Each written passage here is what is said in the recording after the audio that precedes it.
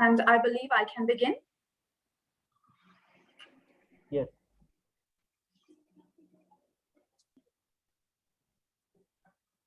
Happiness, as they say, is an emotional state characterized by feelings of joy, satisfaction, contentment, and fulfillment. While happiness has many different definitions out there, well, the direct one could be where it involves positive emotions where one feels satisfied, thus linking to experiencing more positive feelings than the negative ones. 13th of June, 2021, it is today. A beautiful Sunday evening to remind you all that whatever the week is about to throw at you, we can take it and we can handle it and rock and roll the days ahead. Hello and hi. Good evening, good afternoon, and good morning to all our beloved audience who have joined this session. This is me, Fahmida Mohamed, the host of the Thunderbolts training session, episode number 5, and we are ready to unveil the science of happiness. So brace yourselves, and we are about to take you on the most awaited adventure of knowledge for you to embrace happiness and enrich your lives. Hosting to you this amazing blockbuster session is the very empowering and inspirational platform of Positive Thoughts and Consulting family. And to say a bit about Positive Thoughts, it is a Pro-Cert UK ISO certified and GST registered firm, registered under Ministry of MSME, Government of India. It is also known to be a global community of super positive eminent speakers, trainers, coaches, educationists, consultants, social activists, and entrepreneurs from all across the globe, and most probably and definitely India. And we are on a mission collaboratively to learn, connect, share, and bridge the gap between brands and organizations. And while working on this mission, we also stress upon the empowerment for stress-free education and life. This elite executive community is for all the like-minded people, the positive minds, the great talents out there who want to share, inspire, and help each other to grow together and succeed together. A platform like this is always known as the one-stop shop solution, with full of hope of bringing major transformation in this society. And now it is time to shed light upon the very guru, the leader of Positive Thoughts, who has made all of this possible and brought the convergence of like-minded, pure-hearted, and successful personalities from across the globe, Dr. Gaurav Sharma. And it is my duty to always give him the best introduction. And Dr. Gaurav Sharma is a well-known and a respected multi-award winning motivational speaker, life coach, and social activist. Founder and CEO of Positive Thoughts Consulting and Training Solutions. Co-founder of and 28 Credentials of Entrepreneurs Malaysia. His passion is to keep a person motivated, and a person, he believes that a person who follows the motivation will always find happiness and satisfaction in whatever they do. He also believes that if we achieve our version of being successful by getting to know our inner selves and understanding what drives us, then we are on the right journey in finding our purpose and then designing a life that embraces it all. He chose to take a great risk by leaving his career and becoming a motivational speaker because after years of searching and self-discovery, he finally found his purpose. Coming to realize that he wanted to lead a life full with the desire to serve, uplift, and empower people from different walks of life. Today, this platform has been brought to life, and this session has been brought to reality by a God-loving family person, and that is our very own Dr. Gaurav Sharma. So thank you for making this possible, Doctor. And with your permission, I am going to dive deeper into today's session. And now comes the real training session of the Thunderbolts, episode number 5, the science of happiness. Well, many would say happiness is to smile, and when something actually makes you glow and gives you a gush of positive feelings that you want, all of a sudden you feel that everything is so perfect in life. Well, questions are there of what happiness, science of happiness is all about. But it's always better to hear it from the expert. And today we've got a beauty with brains, a fearless, a fantastic, and a fabulous leader, Miss Pooja Saran, a handwriting analyst, a hypnotherapist, an NLP practitioner, and a co-behavioral investigator. Her experiences with companies like Pepsi, Emirates, Times of India, and Damac, UAE ignited her passion to help and understand individual behavior through the subconscious mind. In a very short period of time, she has been recognized and recommended by well-known establishments where even her work has been published in national magazines like Fahmida, YMCA magazines, and other national news editions.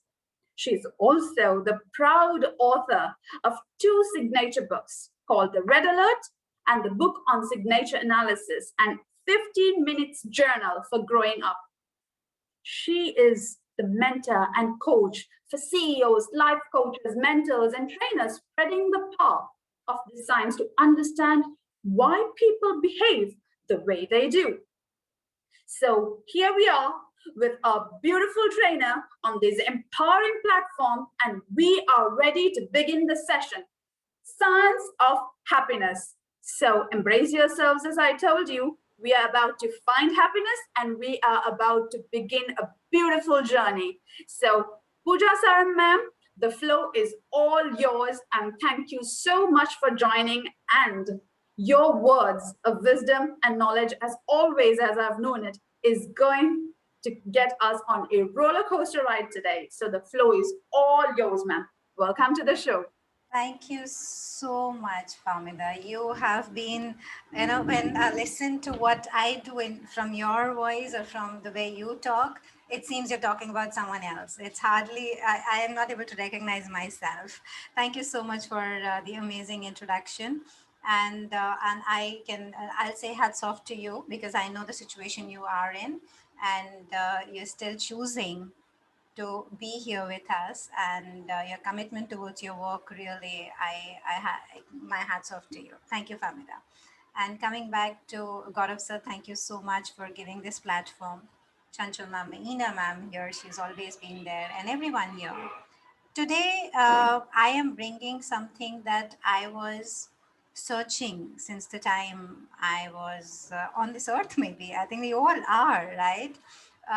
The day we are born, we start looking for our mothers, right? When in the strangers, we look for our mothers, which is our mom, and whom I can hold and feel good about. Then we grow up, we look for those wonderful times when our moms hug us and sing that lullaby. And then we grow up a little, then we look for cookies, and then we look for ice creams. And then we grow up a little more, we look for girlfriends and boyfriends. And then we try to propose them and look for those yeses and nos. And then we grow up a little, and then we look for the jobs. Then a little more ahead, we get married. We look for that thing in kids. And then we go up a little more. Then we look for that thing when kids leave the house. And we grow a little more up. We find that thing in meditation. We try to look within. What is that thing? That is happiness, right? You all agree to me, right? I would love to see the faces here. You know, I'm a body language trainer, and I'd love to see the the faces because that gives me the oxytocin. Thank you so much, everyone. Sunny ji, Anup ji, I know a lot of faces here. It looks like family to me, and I feel nice when I have that oxytocin. So, growing up, I was the fourth child of the house. Give me a raise of hands if you guys have siblings. Wonderful. You will be able to understand my story now. So I was grown up as the fourth child of the house. My father was in military and he was never around. My mom was taking care of all of us, and myself and my the elder ones on top of me had 7 years age difference. 7 years, and then 9 years, and then 12 years. I was born after 7 years, and everyone used to ask my mom, "What happened?" There were two girls, one boy. Everything is good, wonderful. What happened? Why did you think of the second, third, fourth child? And my mom used to say in fun, she was just a joke. Maybe it happened in fun. We never planned her, and it was like an unplanned thing. A small child of maybe 4 or 5 doesn't have a vocabulary to speak, but it has a vocabulary to understand. So I understood what she was trying to say from my perception that she never wanted me. I just happened, right? And then growing up a little more further, I realized that my all my siblings are very smart academically. Raise your hands if you have that sibling who's very, very smart. Wonderful. So they're very, very smart academically, and I was not academically smart at all. I couldn't understand maths formulas. I couldn't understand B and D. I was a kind of dyslexis, which I didn't know then. And always, because we all went to the same school, I kept on having that comparison. What happened to you? Did your mother not eat what she ate in all those three kids? What happened? And my face was also resembling to my the elder sister. They used to call me her name, and then used to say, no, no, no, she's the smart one. This one is not the smart. So the holistic thing came to, if I'm not good at academics, I'm not smart. Though I could understand what the other person is feeling. I was very good at understanding the feelings. I was very good at understanding that other person is not feeling nice. Maybe because I was also going through. I'm sure you guys will agree to me.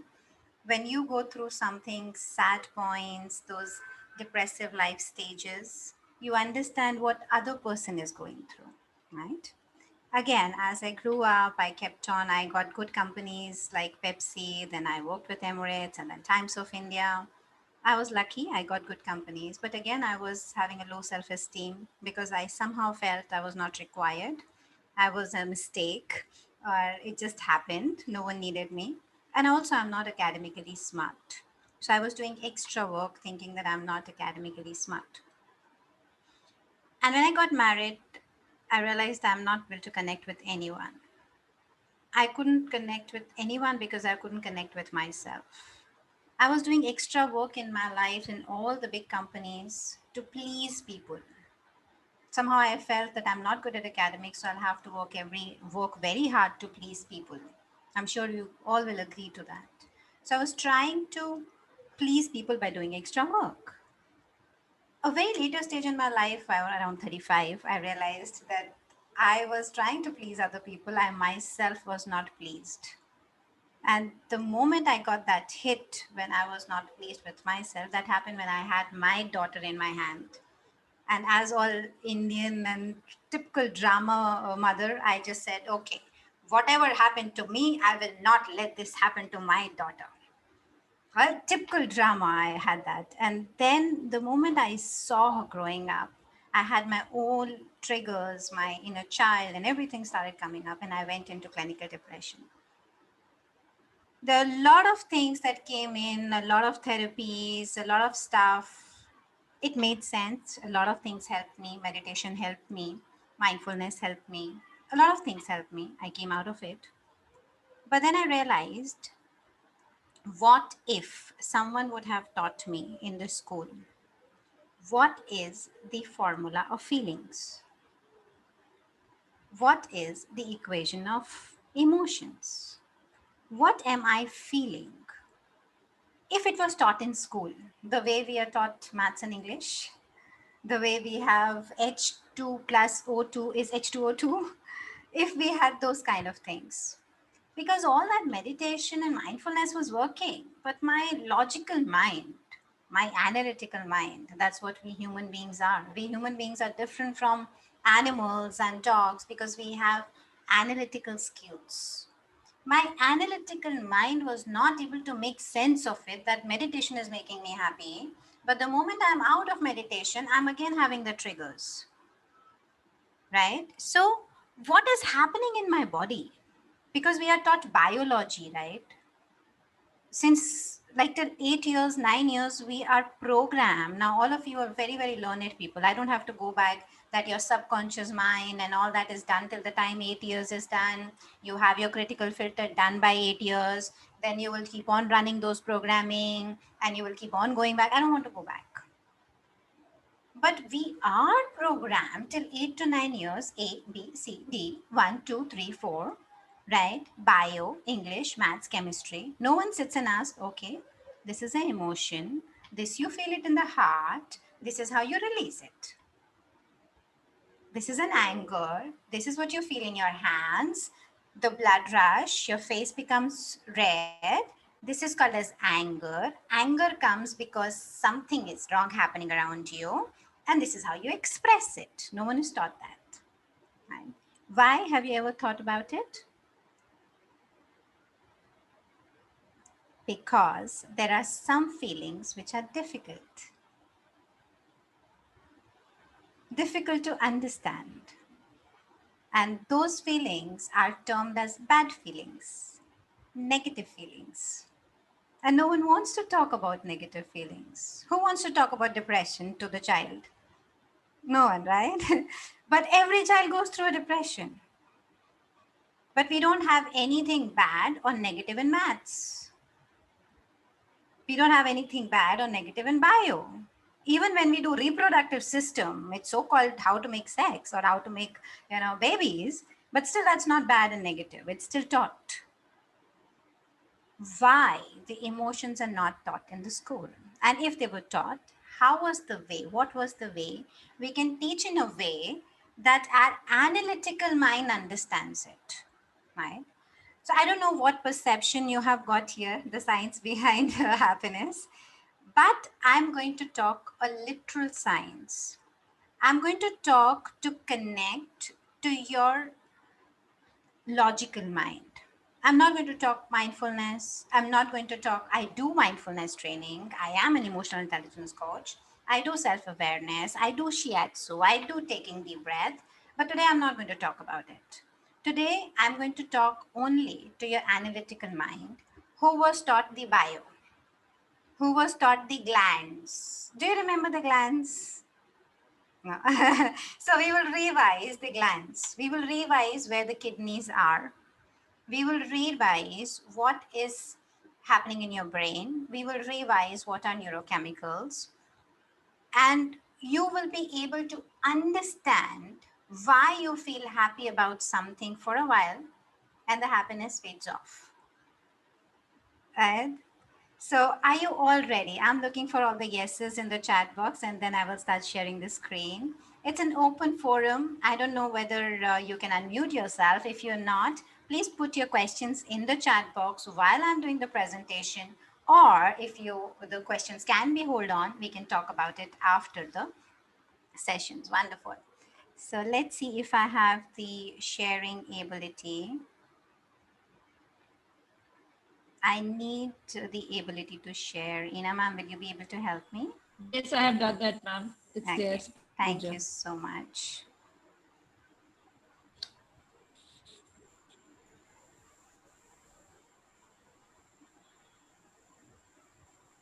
Okay, so again, hi to your analytical mind and welcome back. So we're going to talk about happiness and all the other emotions. What happens? I would love to see all of you having pen and papers too. I might ask you some question. It can be just the other way around. Maybe after this session, I will ask you some questions. How about that? Today we all will be students, right? A science student back to the class. So the points of discussion, how I've designed this flow is we'll be talking about what is the happiness trap, why we are always running about being happy, even after being mindful, even after being, emotionally aware, even after you say that I've got everything in my life, why we're still running for away towards happiness. We'll be talking about the chemistry. We'll be talking about what is dopamine. I always say I'll get that dopamine dose. What is dopamine and what is the dopamine addiction? We'll talk about honing the game of cortisols, what is happening in cortisols. And we'll be talking about the emotions in the last. That is called as sprinkles of emotions. So if you're all set, we'll go ahead with the first one. The first one is the happiness trap. What is the happiness trap? We all have goals. You all have goals, right? I've seen a lot of NLP people here who have done their NLP trainings, right? We all have done Wheel of Life. We all have done our goals. We know that we have, in fact, I do a vision board program and I teach them goals. Okay, these are your goals, these are your goals. Once you finish with your goal, let's say today I have my goal. Okay, I want to buy a car. That's my goal. I'm very happy about it. I'm very excited. Okay, I've earned enough money. I can buy my own car. Okay, let's go to the car showroom, car deciding, and all that is very exciting. Now I'm getting excited and I'm getting excited. And I go, I get my car, I post the pictures on FB, Insta, and I do all that. And once I sit in the car, I come back home and I do the party. Next day morning, the happiness is little lesser. After a week, your car is all over the place. And after a month, even your neighbor is taking the car.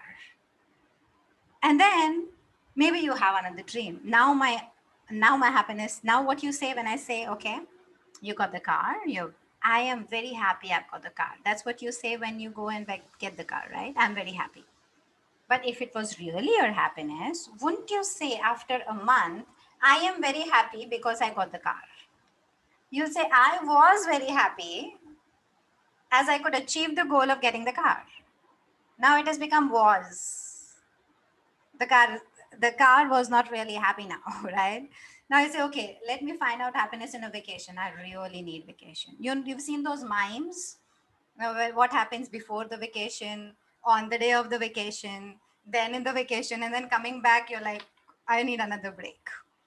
What happens? You're looking for a vacation for 2 years. We all in pandemic, we are all looking for a break for 2 years. What happens when we get the vacation? You come back and after 2 weeks, again, you need a vacation. So that means your happiness didn't actually lie there. The whole life we are running behind these small happiness. And this is called as a happiness trap. So let's see in our regular life, what is our happiness trap? We go for a vacation, we go for a new car, or maybe we are running so much for a marathon and we are practicing, or we want to win a race. That gives you that happiness. But is it real happiness? What happens when you get these things? What is happening in your body when you're getting the car? What is happening in your body when you're in the vacation? And what happens in your body when you're coming back for the vacation? That you're not feeling that happy anymore. Something is happening in your body. Have you ever tried to reflect what is happening? Why my body is different then? I was so excited. I just wanted to go on the beach. Now my body is not that excited. My brain is not that excited. My mind is not that excited. Have you ever thought what is happening in your mind? Today we are going to talk about what is happening in your mind here. So the culprits of what is happening behind your mind is these four neurochemicals: the oxytocin, the dopamine, the serotonin, and the cortisols. Cortisols is the red part, and we'll be covering to that why it is red. We call it as the neurochemicals of happiness. If you ask any scientist who's into happiness or neurochemicals, it will say happiness is not even a happiness. It's just a sum of three neurochemicals. That's oxytocin, dopamine, and serotonin. Now, where all these chemicals are made, they are all made in your this small thing upon. Right? A lot of people call it. I ask my kids when I do this emotional intelligence program with the kids, where is your mind? They say here. And I say, okay, when teachers ask you, Where is your mind wandering? Is your head going and wandering everywhere? Right? Because that's not really your mind, that's your brain. Mind is all over the place. I don't know whether your mind is here right now or no. If not, I would really request you to bring it back. But I'm sure Fahmida has a bit piece of her mind to her child, right? The woman here who's maybe put something on the gas or the cooker is on, a bit of mind is there, right? For men here, a bit of mind is maybe having wine after this class, right? So your mind is there also, and your mind is here also. But the neurochemicals are not made in mind. Neurochemicals are behind what is happening in your mind because neurochemicals is happening in your brain. So all these different neurochemicals are made in different places in your brain. For example, dopamine is made in the lower part of the brain, very close to the brain stem. You all are aware what the brain stem does. I'm sure you guys are very, I'm expecting that you know the basic of the reptilian brain, the fight and flight reactions. I'm sure you all are aware, right? Give me a raise of hands if you're aware. I don't want to go back to the same class. Wonderful. So, what happens with your fight and flight reaction and fight and flight and freeze? And now the other one, scientists have come as faint. Now there are four. There were first fight and flight, then it became three. Now there are four: fight, flight, freeze, or faint. The dopamine comes from that area in your brain, which is very, very close to fight and flight reaction. A little up is your thalamus gland, hypothalamus gland. Have you ever heard it in your class? Long time back. I know I'm revising the bio. So it's a little up, and that is made in the pituitary gland. Right? That is the oxytocin. Oxytocin is made in the pituitary gland. That's a little up, and that's the hypothalamus. That's you got it.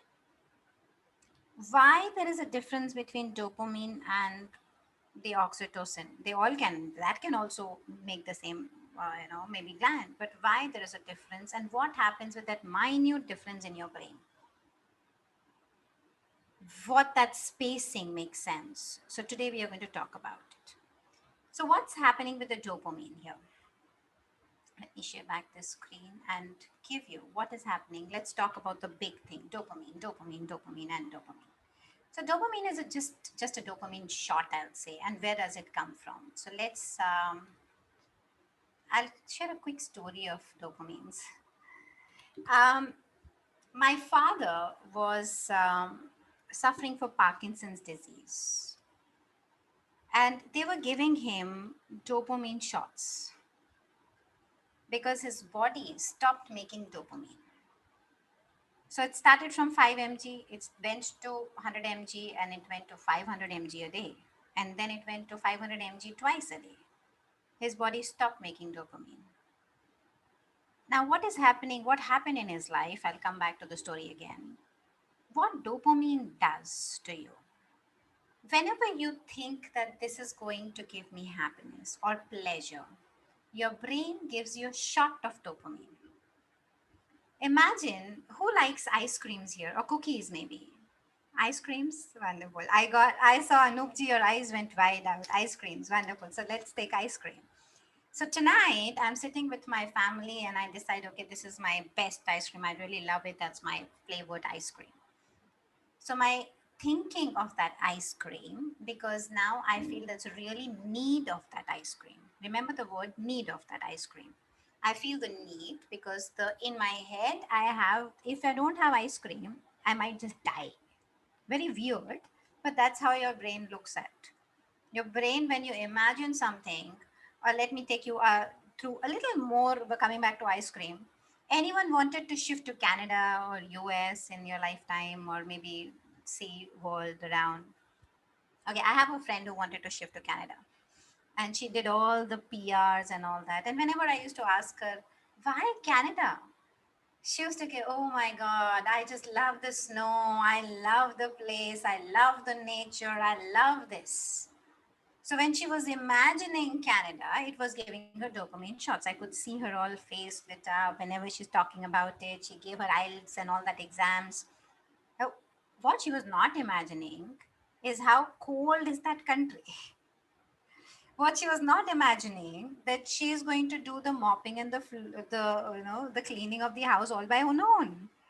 What she was not imagining, the reality of Canada, right? When we imagine something that we want, we only imagine the good part of it. And we say, okay, I need it because there's a good part of it. We don't imagine the things around it. Only when we get into that place, then we see, okay, actually, these are other things also. And I know once she'll shift to Canada, she might come back to me. It was not really as fun as I thought of. Or maybe she'll be happy for a year, but then after that, the happiness of being in Canada will fade off because now she will get used to the reality of around. Coming back to the ice cream. So your brain will start putting that dopamine shot on you. Okay, I need that ice cream. I need that ice cream. And when you get the ice cream, the dopamine stops working. You got it. Now it needs another shot. Maybe shot of having a nice glass of wine, or maybe shot of going out on a drive, or maybe shot of okay, let's get married. That also is a dopamine shot. Science has proven that a dopamine shot can have an effect from the starting from 7 seconds to 7 months maximum. None of the dopamine shots will remain after the 7 months. And that 7 month is an exception of being in a honeymoon period after getting married. Having a baby is also a dopamine shot. I know that's strange, but you think, okay, I'll have a baby, things will change, everything is wonderful, oh, my life will be wonderful. But when you have a baby, in 7 weeks, the happiness fizzes off. Now you get the story. Okay, now you have to change the diapers, now you have to look for the school, now you have to look for the other stuff. They're fighting with each other, and then now you're like, oh my god, why did I even think of it? And now the mothers will say, I already had a baby at home. The father was the bigger baby here. There's just constant comparison. Okay, I have a better baby. He's not talking too much right now. That is what dopamine does, right? So, in the whole life these days, the kind of person we are looking for dopamine shots in this. You know what is this? It's a Facebook Live, like, right? A Facebook Live is our dopamine shot. The followers is our dopamine shot. The extra promotion or maybe incentive is our dopamine shot. Imagine yourself living in the world where you're dieting with cookies, a cookie diet. That's it. Have you ever heard a cookie diet? Can you live with a cookie diet? Can you live with an ice cream diet? But we are trying to live with a cookie diet. We are just looking for dopamine shots, which is going to fade off. Dopamine doesn't give you happiness. Dopamine gives you from this place to another place, moving. Okay, I want something. Do I need it or am I greeding it? And dopamine is also important. We'll come back to it. So give me a thumbs up if you understand that dopamine is not something that will give you ever happiness. Okay, it'll give you a very short term momentary happiness. Wonderful. So let's move. Now we've understood what dopamine is, and what produces dopamine is the likes, is that short term needs that you have, the car, the vacation, that you depend that this will give me happiness. And now we'll come back to what gives you happiness.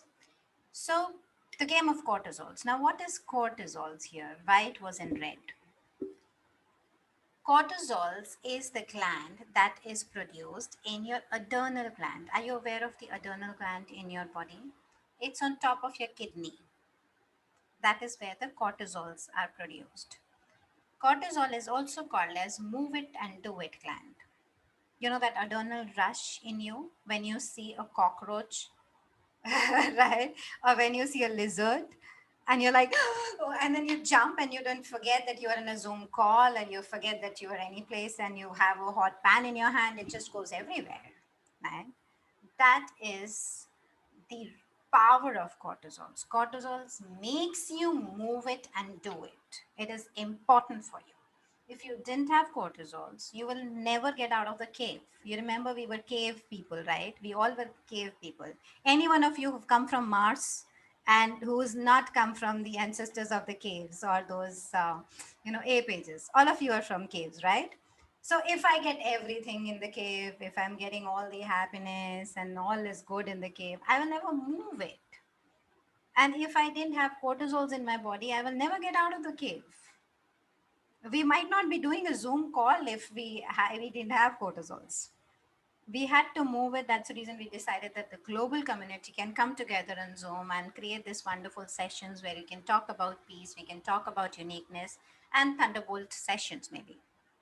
This was the cortisols. But while growing up, we get excess of cortisols. Cortisols is good till the time we have move it to do it.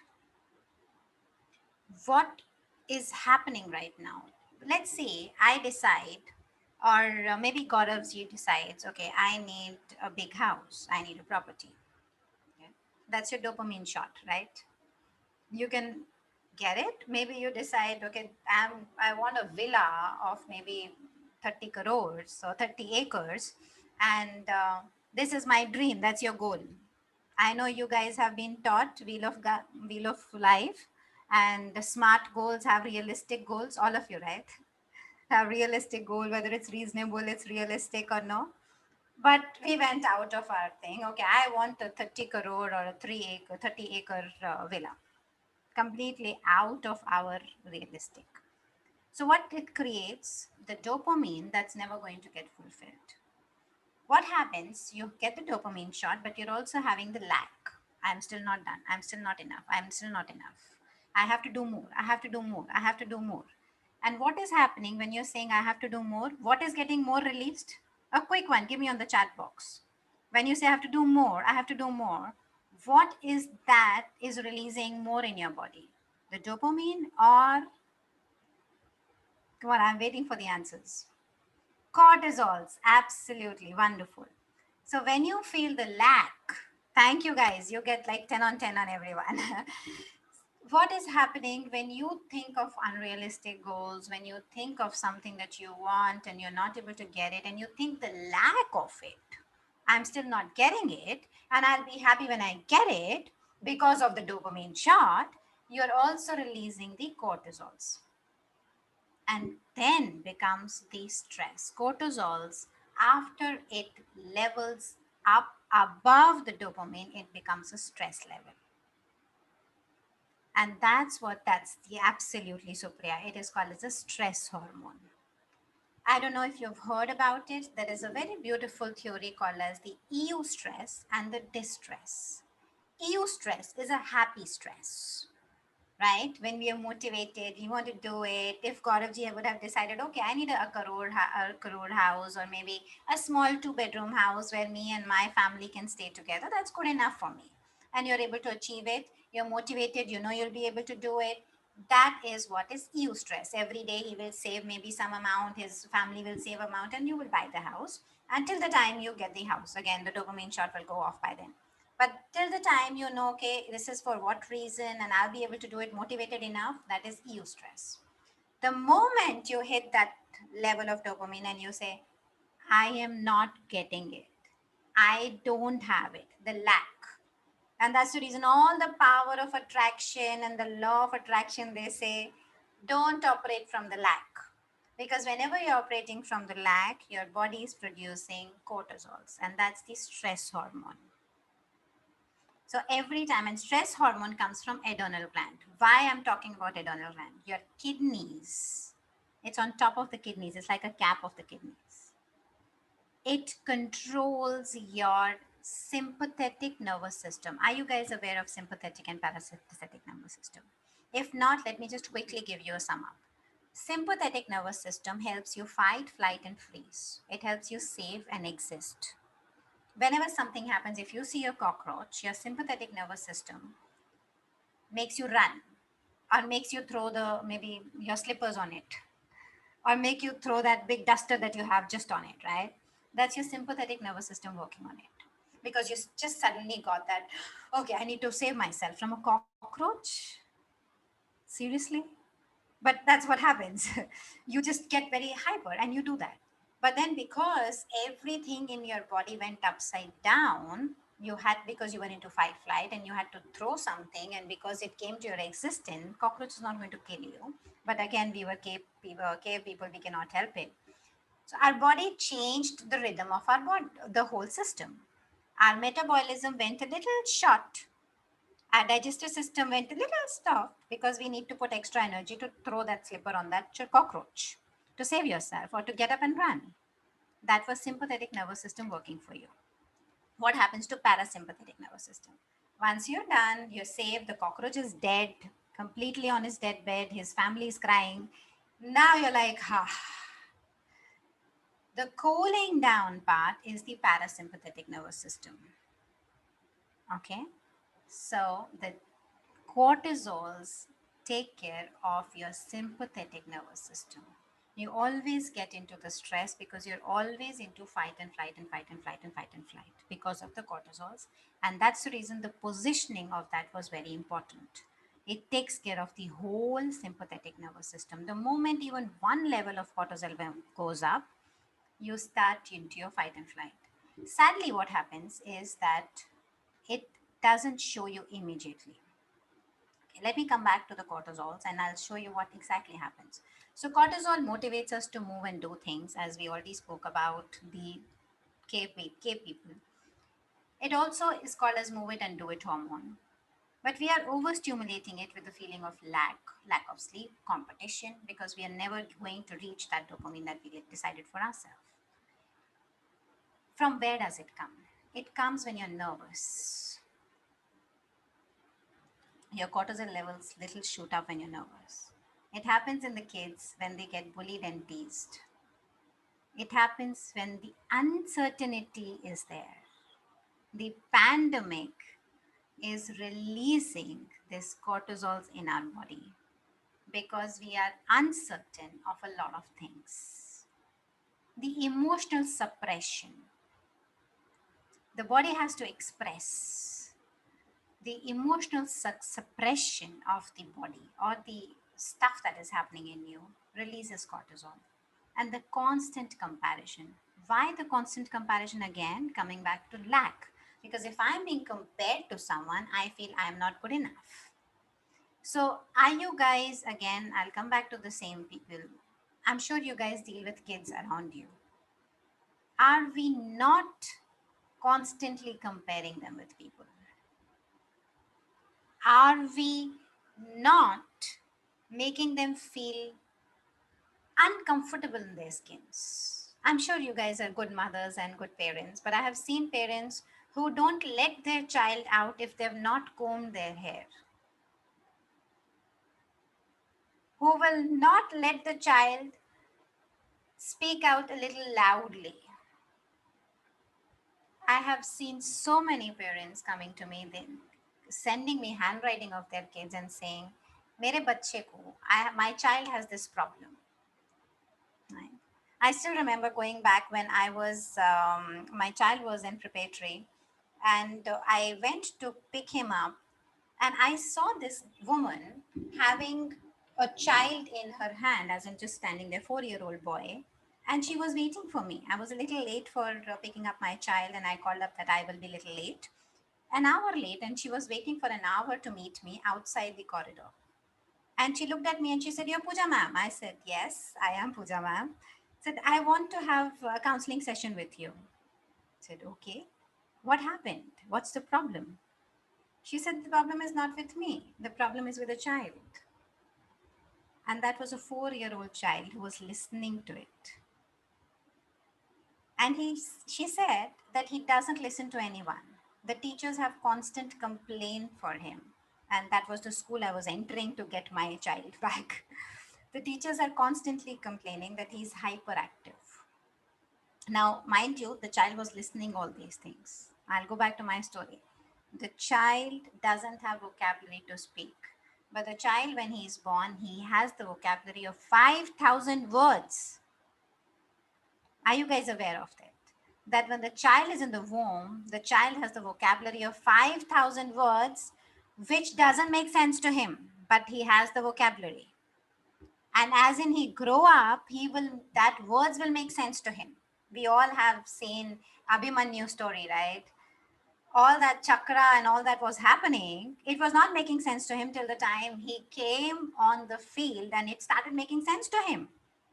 So the child has the vocabulary, he was having the vocabulary. Now, what was happening? The stress was increasing in the child. I immediately stopped. I said, can we talk later on? Or can we connect on the call? I don't want to talk in front of him and I have to pick up my child.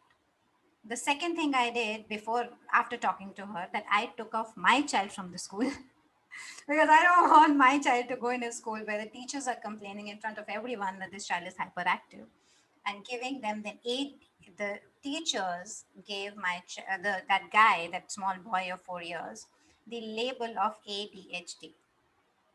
The teachers have given him the label. He was not ADHD. When I spoke to him, in fact, surprising part, I'm taking the session in a different way right now. He could write with both hands. He was ambidextrous and he was more smarter than other people. It's just that teacher didn't know how to handle it, and teachers labeled him that he is hyperactive. So that's something that I'm coming back. The cortisol level for the mother, because she was nervous, she felt that she was being judged because of the child. She was not a good enough mother. She had a constant comparison with maybe people around, the family, the joint family that she was living in, or maybe her own mother. We constantly compare ourselves with our own mothers, right? So that's the comparison part. That increases the cortisol level. So let me just go back to our. Okay, so we also call this as the smoker's syndrome. The research says that the moment you get in your cortisol's level increase, you don't get to know then, but in a later stage, these are the problems that the child faces or we face as our cortisol levels increase. We get angry and triggered more often. We have poor choices in life. We get anxious and we get depressed. And it's not only for children, it is for us also who's suffering from the pandemic syndrome, and we are having the extra cortisol levels in us. Now comes to the oxytocin. Oxytocin is my favorite hormone now because that is the hormone of the happiness.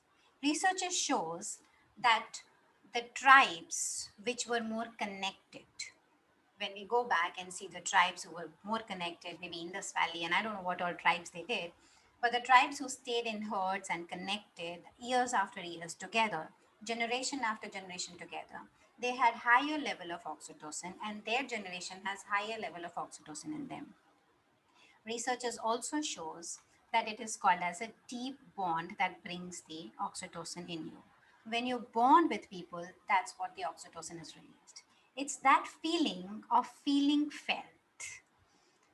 I feel you feel me. That's the feeling that is released when you have the oxytocin.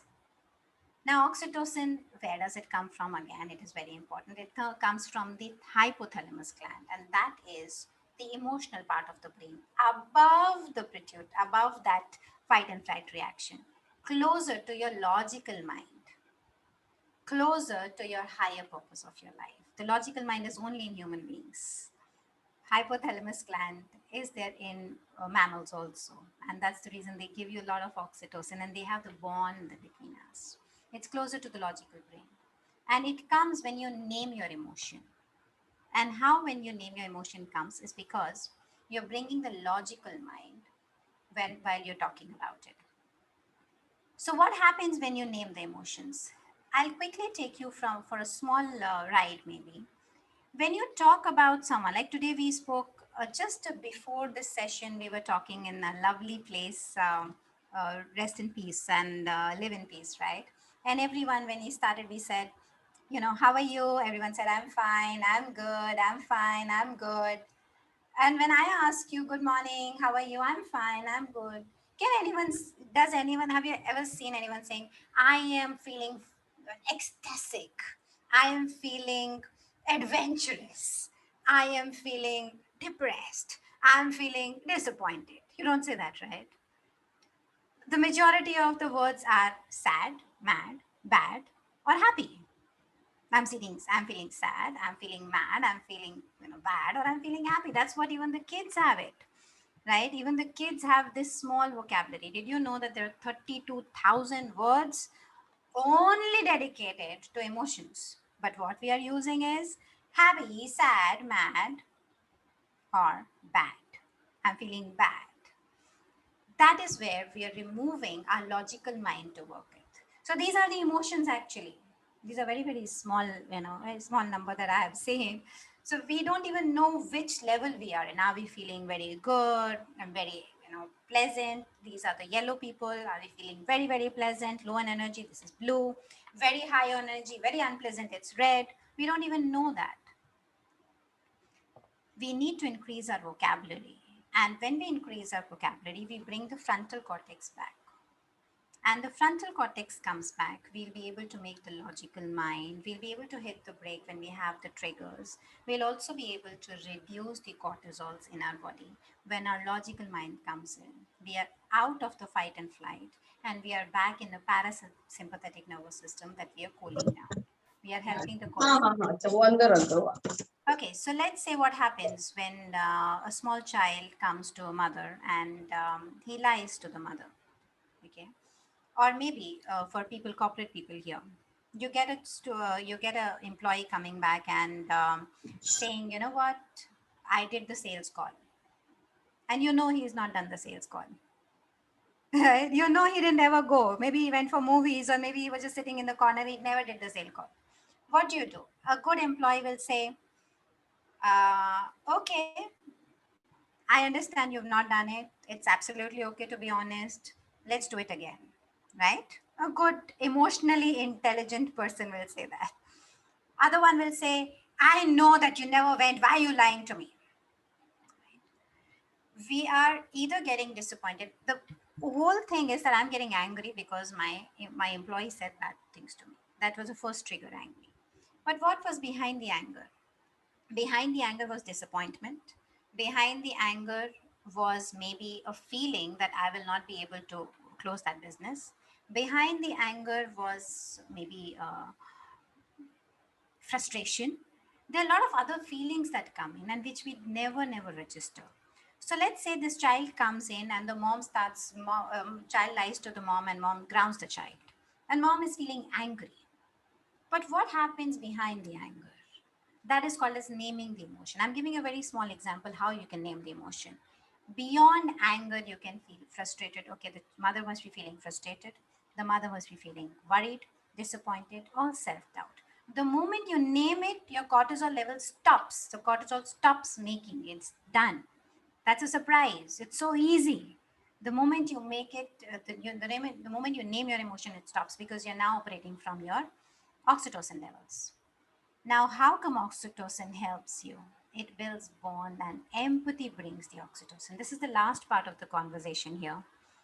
And how we help bringing more oxytocin.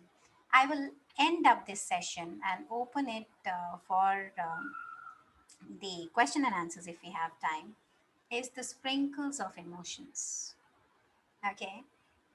We let's imagine just for a while you and your friend crossing a big park, and your friend is all decked up and she's all with the makeup and lovely dress because maybe she's going to meet her boyfriend, and suddenly there are the sprinkles all over, the water sprinkles, and your friend gets wet, and you say, why didn't you say it?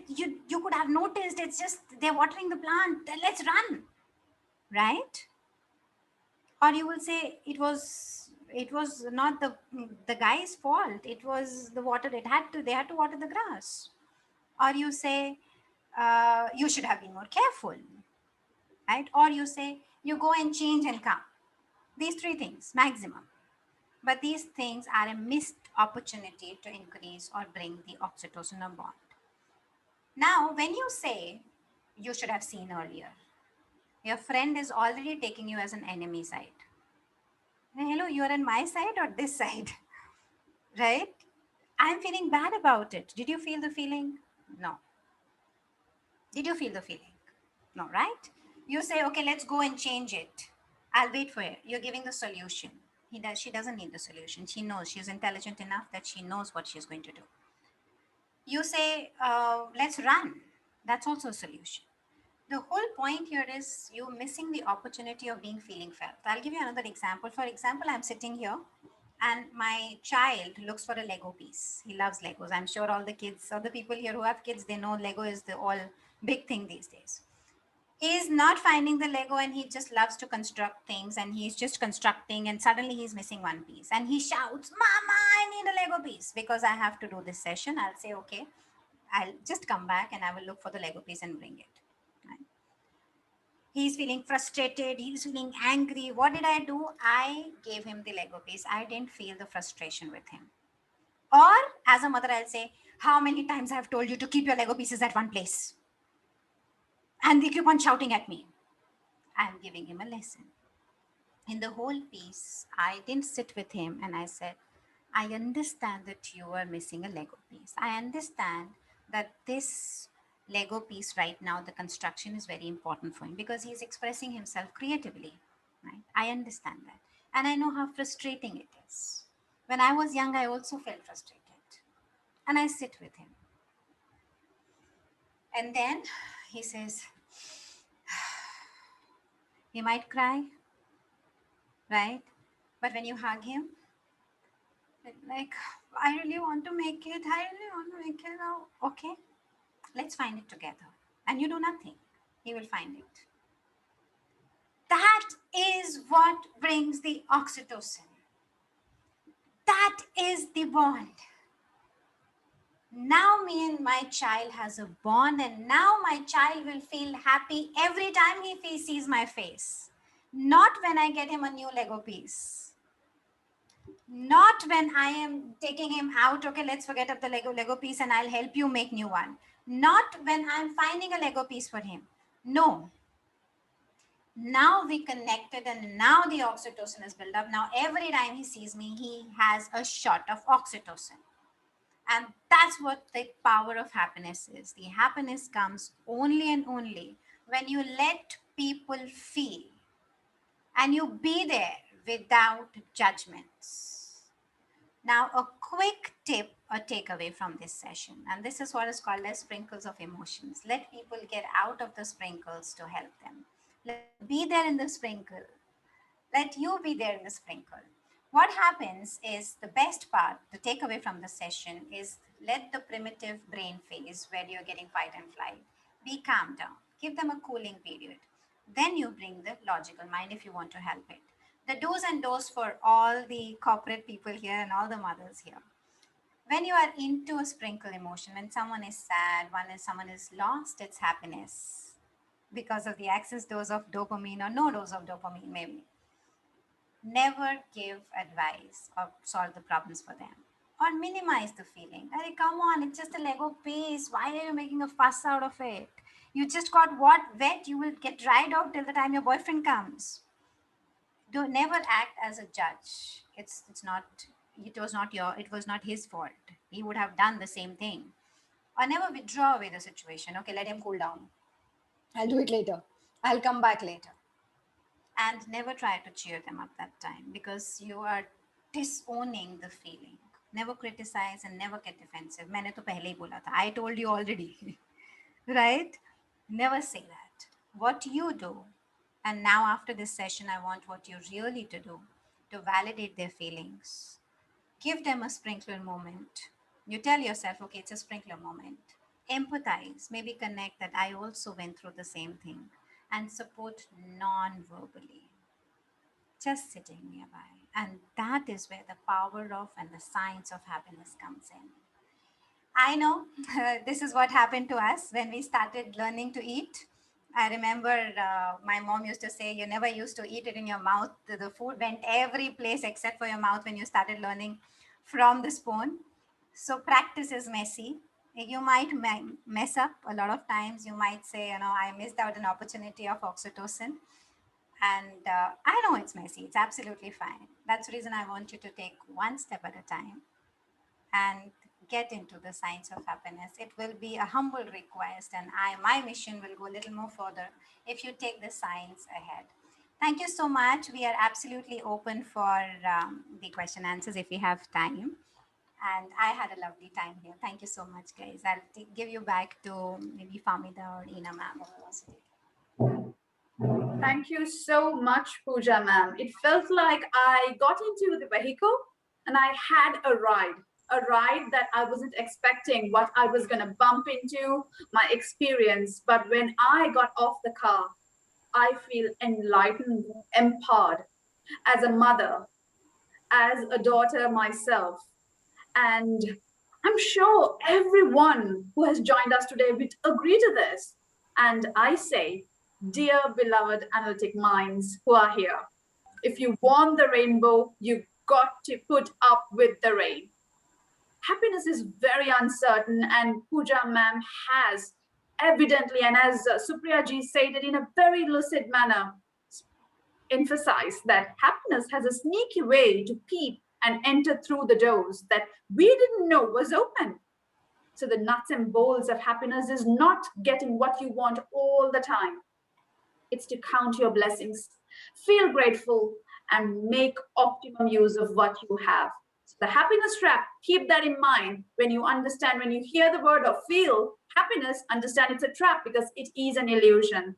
And as we've also been introduced to our happy chemical friends, endorphins, dopamines, oxytocin, serotonins, I feel literate all of a sudden. I can talk science. I can go home to my kids and talk science and boast a little bit. I'm going to do that to my daughter who's right here with me right now. I can at least take her away from the stress that she's going on, but it was an awesome, awe-inspiring session. I'm sure everybody enjoyed it. But now I would open the floor for some question and answers if you do have any. Do we have any questions from the forum? Either you could tap it in the chat box or unmute yourselves. Can I ask one question? Yes, yes, very good evening. Very good evening, everyone present over here. This is Javed Khan. I'm from UP. Ma'am, I have one question. Which hormone is released in your mind when you are conducting the session? One thing. Another thing is, which type of hormone is released in the other persons, those who are attending you very minutely? Okay. And one more is that those who are not paying attention to you. So I have three questions. And one more question I'm asking continuously for question is that how long the oxytocin will be released in our body? Is there any limitation for that or not? Wonderful question, Javed. So what hormones are released for a person who is sitting across the session is definitely, I'll say, a part of cortisols, which is very, very important for me to do it and move it. And the reason behind it will be the oxytocin. And cortisols and oxytocin both can release together when we are doing it for our flow. So when you talk about the flow, I'm sure you must have learned about all the flow strategies. People, when we are talking, they're in flow because they are also having the cortisols along with the oxytocin, the bond that I create with you and me. That's called as rapport building. When I feel connected with you, when I see the faces, like I can say Fahmida's face, Ina ma'am's face, I can see Emigia's face, and Neha's face, I feel connected. And that's the oxytocin for me. And while I just sitting here without any faces, I might have a little less of oxytocin. So that's what happens in my brain. And how long the oxytocin is there? Oxytocin is always there connected to a memory or a person. All you need to do is give it an extra dose when someone touches you, someone hugs you, someone just comes to you and feels felt. Even one chat message that I understand what you're going through, that will be an extra thing of oxytocin. What is happening in people around me, what they are listening to me, people around me, they will have a dopamine shot. You will be having dopamine shot along with oxytocin. Why dopamine? Because you're here to learn something new. And you came here with a thought that if I learn this, I will be happy. So I'm giving you a kind of satisfaction with the dopamine shots. Yes, yes. Thank you so much, ma'am, for your wonderful answer. And all my family members remember what hormone will be released when we are acting during the session. Thank you. Thank you. Hi, Pooja ma'am. I want to ask you one question. First of all, the session was very, very informative and it was very interesting also. Okay, I want to ask, like, suppose we are having a very high vibrant day, but suddenly we start feeling low. And what is the reason of this and how to overcome that? Wonderful, wonderful question. You're having a high vibrant day. Is it because that you maybe practice gratitude and you're like everything is fine? What gave you that high vibrant day? You need to go back if you're suddenly feeling low. So when you're completely, like for example, if I get up in the morning, we call it as a rampage, okay, gratitude rampage. When you get up in the morning, I say, I am so lucky to have my kids. I'm so lucky to have this wonderful house. I'm so lucky that my kids are learning so much. I'm so lucky that my husband is earning so much. I'm so lucky that I've got such a beautiful community. That's giving me the oxytocin, right? It's reducing the cortisols. But end of the day, the trigger happens. My child doesn't do the homework. That is the one trigger of cortisol, which you already have. Thankfully, our whole lifetime, the way we are brought up, we already have a cup full of cortisol with us. All we need is just one drop, and you're like, suddenly, all the rampage goes for a toss. And you don't even know what that trigger is. So just going back and reflecting what triggered, what was that last drop in the cup of cortisols will help you what happened. Thank you, ma'am. Very My nice. My pleasure. Hello, Pooja ma'am. Hi, I'm sir. Amojuri Vishwanath from Dantewada, Chhattisgarh. My question is that how can we manage our emotional aspects at our workplace at post-COVID? Oh, that's a lovely question. And I am dreading this question. A lot of people. Yes. We are so lack, and as I went ahead in the session and I said the uncertainty is bringing us that, right? We don't know what is happening next. So uncertainty comes when you're doubting ourselves. Today, if I'm very clear that even if COVID is there, not COVID is there, I know that I am doing my piece or my bit by sitting here. I'll be able to manage my life. I'll be able to manage my sessions. I'll be able to manage the finance of it, even if it a bit of it. Again, we'll come back to Gaurav sir's example of 3 crore villa or maybe 2-bedroom house. What's the need of it? What is giving me happiness?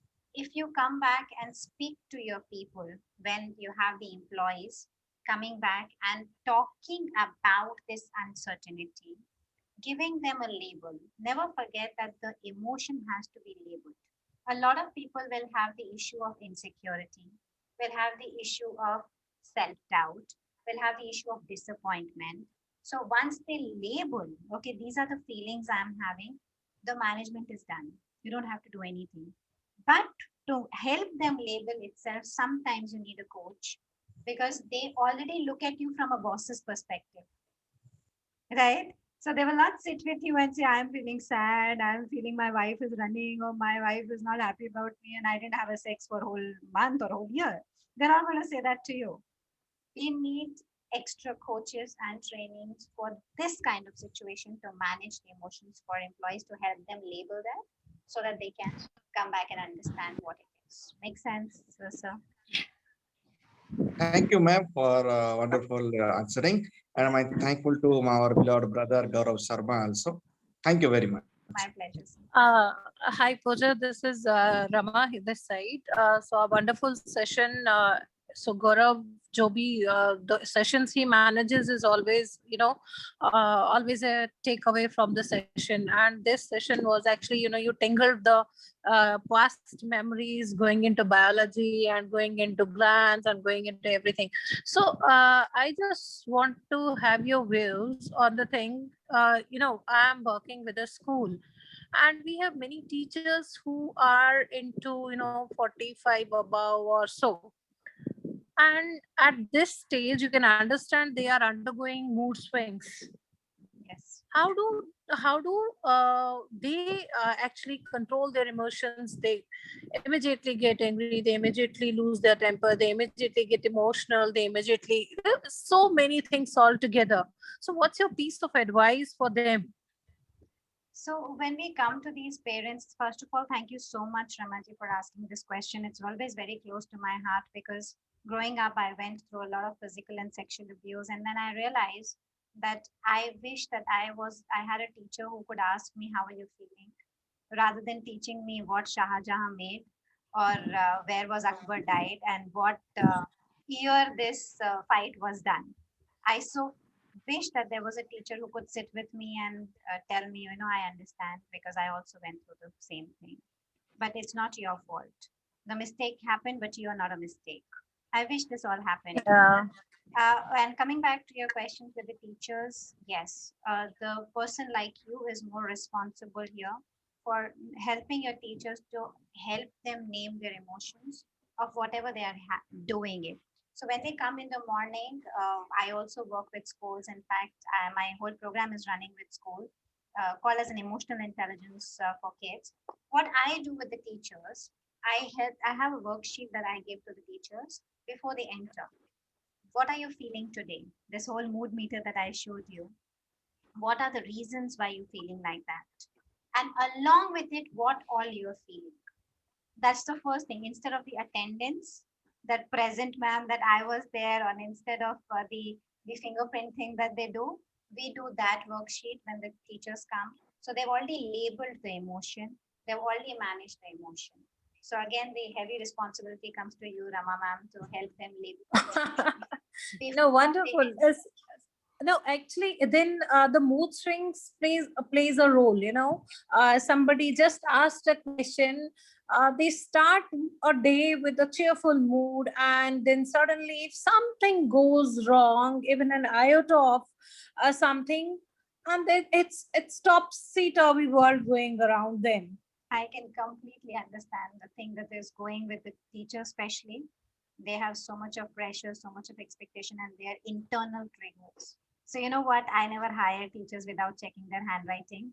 I want to see whether they're already triggered or no, because teachers, as Yeah. Gasta said, root has to be good to get the food, good fruit. So, teachers really need to be more emotionally aware. So, maybe next time when you hire teachers, you find out whether they're more emotionally aware or they're not already triggered, and you don't have to give therapy to the teachers first. Yeah. Yeah. I Thank hope you that so much. answers your Thank you. question, Ramaji. Yeah, like okay, fine. See, I don't get a perfect answer anywhere for this, Yeah. because it actually depends on the person as well, and it differs from person to person. Yes. You can sit with them, you can talk to them, you can share their emotions, you can just ask them to share what you want to share. But somehow in the back of mind, as you said, they are not at one place. The mind is not at one place. True that. It's moving around. It's like they are teaching, they are at home, they are with children, they are with her family. So it's like we can imagine the conditions. That's completely true that. I always say just because you feel like having sex or feel horny, that doesn't gives you right to bring a child on the earth, right? You should Yeah. have a child psychology degree to bring a child on the earth because it's a big responsibility.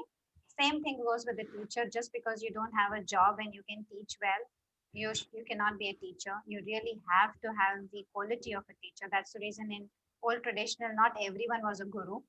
There were some people who were gurus and other people were the assistant of the gurus. So guru has a big responsibility, Brahma.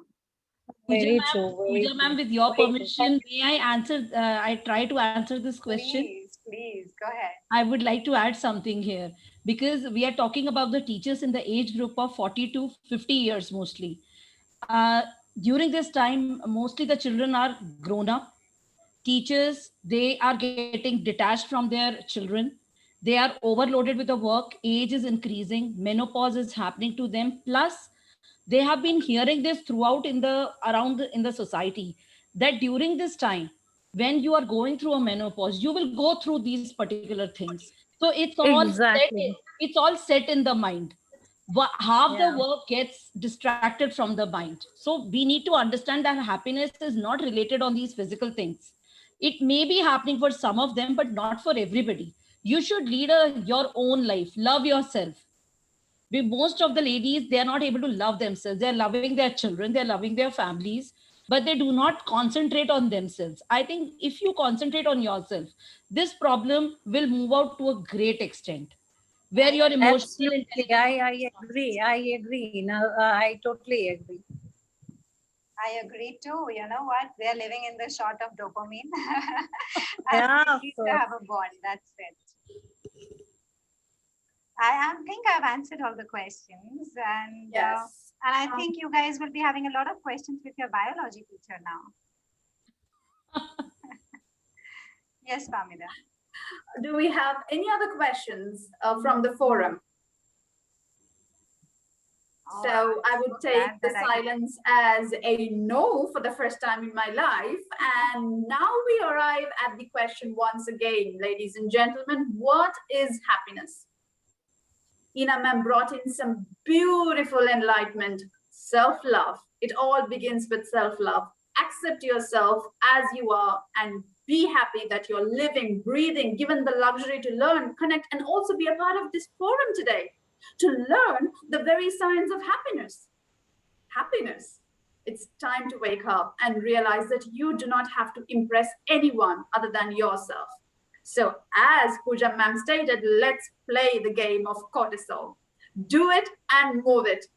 Be happy. This moment of is your all yours. Seize it and own it. But before we wind up this blockbuster session, Pooja ma'am, are you in for a dopamine shot from us? Yeah, okay. Anyways, we are ready to give you that. And I technically term it as a felicitation ceremony. And to do the honors, may I please invite Ina Singh ma'am to do the honors. Ina ma'am? Thank you so much, dear. It's an amazing session, because it took us actually towards the childhood, and from there we came back again, went through all the stages back and again in front. I really enjoyed it thoroughly. I think all the audience must have also enjoyed it, and it's going to help us in future as well, because all the moments when you talk about cortisol, I was jumping in the home looking at the cockroach and the lizards around me. Yes, I was jumping, actually visualization was all on.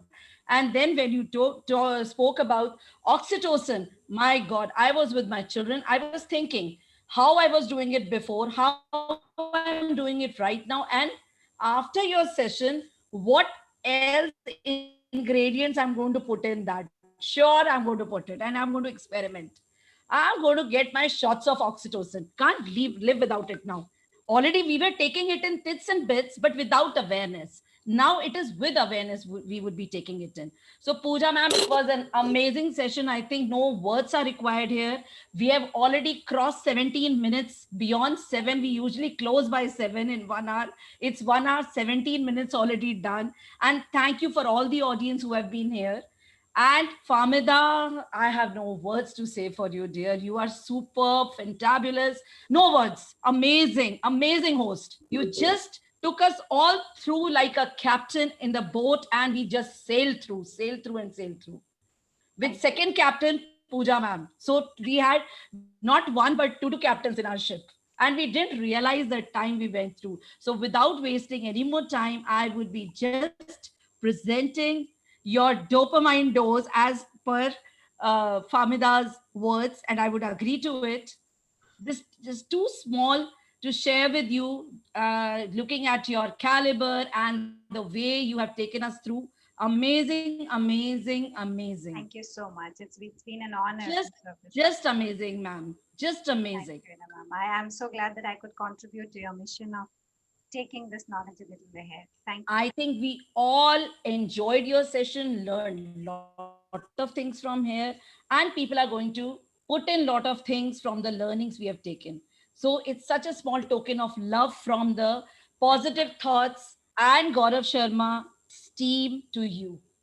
It's a Thank big you. team, and all are presenting it to you with a token of love. Thank you so much for giving your valuable time and being here with all of us. Absolutely my pleasure. And can't forget Dr. Fahmida Mohamed. You have been an amazing host. And we look forward to more shows with you continuously. You made the show rock along with Pooja ma'am. Thank you so much. Thank you so With much. this, I would like to thank all the guests here, present here, for giving such a wonderful support. Without your support, I don't think so this ship would have sailed so beautifully. Thank you so much and goodbye for today, and see you on Wednesday in the Arabica Coffee Blooms next show. Thank you so much and bye-bye. Thank you. Bye.